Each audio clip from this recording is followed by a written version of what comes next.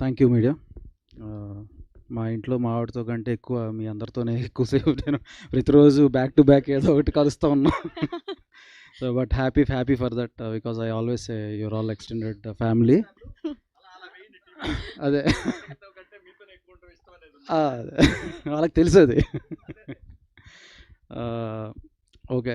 So miss అమ్మ, అదిరిందయ్య చంద్రం, ఇంకేమున్నాయి sir, Tata Birla, మధ్యలో లైలా, అంటే ఆ తర్వాత మళ్ళా అదే మన అందరిని అలరించిన హిట్ కాంబినేషన్ మన శివాజీ గారు, లయ గారు ఇప్పుడు మళ్ళీ మన ముందుకు రాబోతున్నారు. సార్ నాకు కుళ్ళుగా ఉంది కొంచెం మీ ఇద్దరిని చూస్తుంటే, ఎందుకంటే నేను అప్పుడేదో చిన్నవాడిలా ఉండేవాడిని. ఇప్పుడు నాకు మీసాల గడ్డలు మెరిసిపోయినాయి, కానీ మీరు మాత్రం యాజ్ ఇట్ ఈజ్ అలాగే ఉన్నారు. అండ్ లయ గారు నా ఫేవరెట్ యాక్ట్రెస్ ఆమె. సో బట్ అదే సో కమ్బ్యాక్ అంటే నా ఫేవరెట్ యాక్ట్రెస్తో నేను అసోసియేట్ అవ్వటం నాకు చాలా హ్యాపీగా ఉంది. నాకు అలవాటు అది.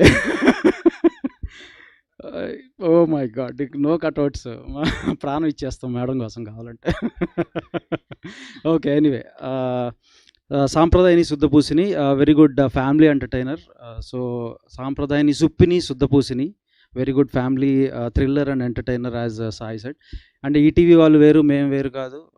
సో మా సినిమాలు అంటే వాళ్ళే, వాళ్ళ సినిమాలు అంటే మాయే. సో ఈటీవీ వాళ్ళు చేసిన సినిమా అంటే ఒక ట్రేడ్ మార్క్ ఉంటుంది.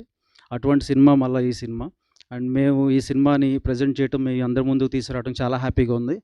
And as it is Shivaji గారు ఎరగదీశారు. అలాగే రోషన్ బుడ్డోడు క్యారెక్టర్లో చాలా బాగా చేశాడు. అండ్ మీ అందరికీ సర్ప్రైజ్ ఇస్తాడు. అండ్ ఇంకా మన లయ గారి గురించి చెప్పక్కర్లేదు. అప్పుడెప్పుడో ఆమె నందుల్ని పందుల్లా పెంచిందని చాలా చాలా చాలా చాలా వాటిల్లో చూసాము. అంటే ఆమెకి అవును సార్, ఇది ఉంది, కావాలంటే అడగండి ఆమెను.